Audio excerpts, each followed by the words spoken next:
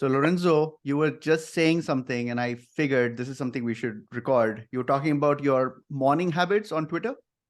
Yeah, so every morning, I'm based in London. So every morning when I wake up, the first thing I do is checking my phone. And one of the first apps I check out is Twitter. And the reason why I check Twitter is because for me, the jobs to be done of Twitter is understanding what's going on in the world, especially in the US, because a lot of the people I follow on Twitter are based in the US. So when I wake up in the morning, I'm like, oh, let's look at Twitter to see what happened in the US from a news perspective. And yesterday, I don't remember if it was yesterday or this morning, I checked my phone and I saw every single person that I follow on Twitter. Like literally, my timeline was completely flooded with the GTP chat news that Is it the open AI OpenAI, stuff?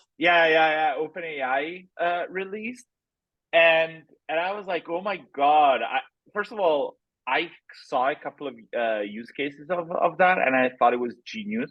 Like one about the code where you actually you write the code, like literally like either HTML, CSS, or whatever other backend language like Java and so on, JavaScript and so on, and the copy AI tells you what's wrong with the code, like find the bug in the code, or you can even say, hey, create a nav bar with accordions and stuff like that, like drop downs and stuff like that, and it creates the code. I was like, oh my god, this is genius.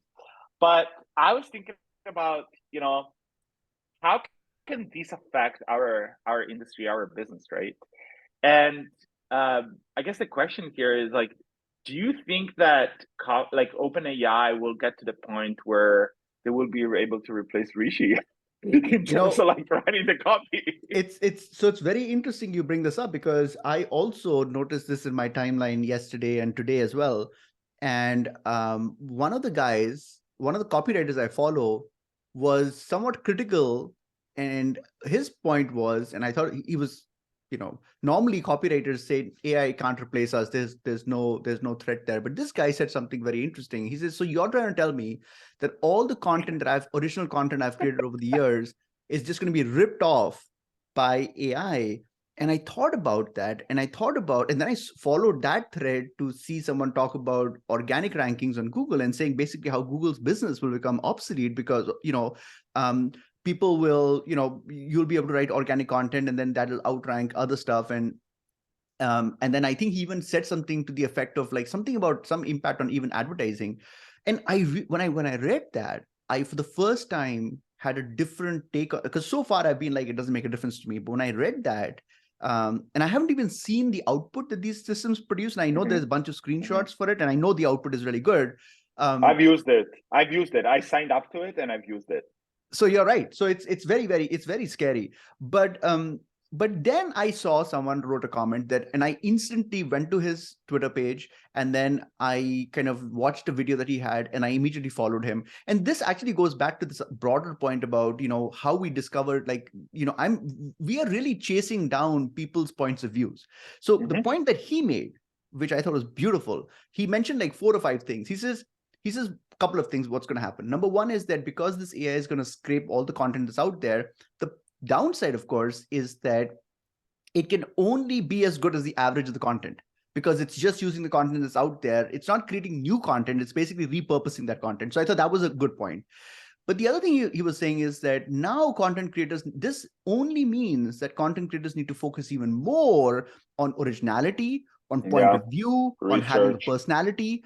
Yeah. And I was like, that's exactly right. So when I heard that, I was like, that's right. That's how you can continue to differentiate, is to continue to have like totally different points of view. If you're playing a mass, content farm game, you're pretty much screwed. So that's how I took it. Here's a business idea for you, Rishi.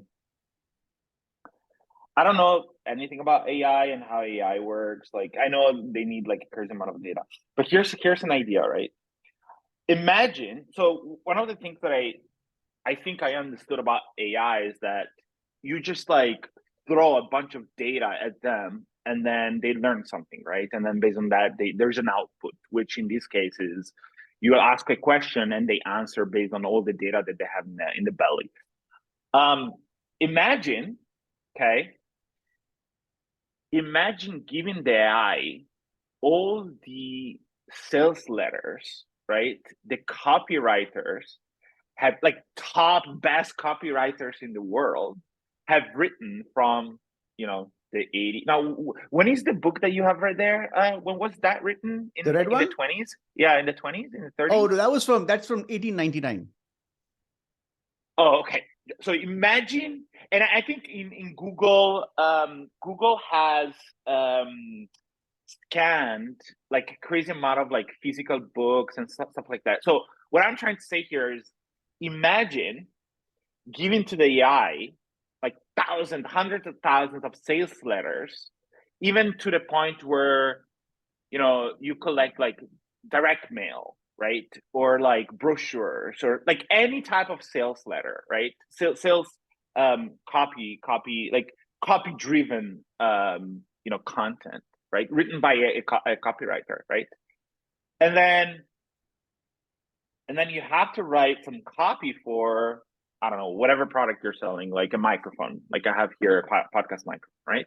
And now all of a sudden you get ideas of selling angles coming from like thousands and thousands of sales letters written by the top copywriters in the world.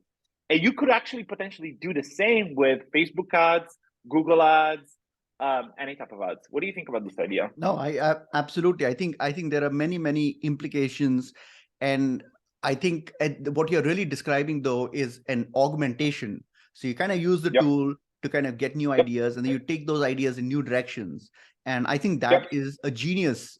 Genius, instead of being fearful of the technology, you actually, instead of kind of like hoping it doesn't happen, you actually double down on it and say, you know what, I'm going to Exactly. buy this software. I'm going to start using this and Exactly. stress test my own business model, right? Because if Yep. you can stress it against yourself, then you are immune against the competition, right? And so I think it's a very good way of thinking about it. And I absolutely see interesting use cases around advertising for sure, where it's going to be able to kind of it might even be able to crawl publicly available data on performance Yep. of different ads and stuff like that, and then come back and come up with a composite and say, hey, if you're selling an alcoholic beverage, these Yep. themes seem to respond really well. You're like, great, I'm going to make an ad around it.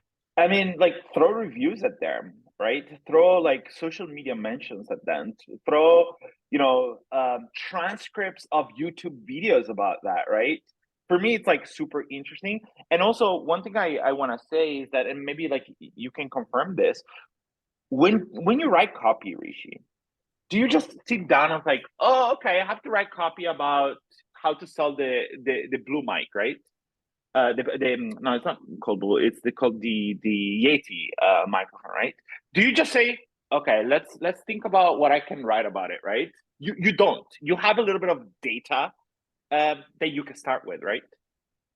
Right. So for me, it's like, as you said, I'm not gonna copy what Joe Sugarman said about selling strawberries back in the 70s. But I use it as a starting point to make a point about whatever the benefit the product gives to people. I totally agree. That's exactly right. So awesome. Good topic. Cool, I man. loved it.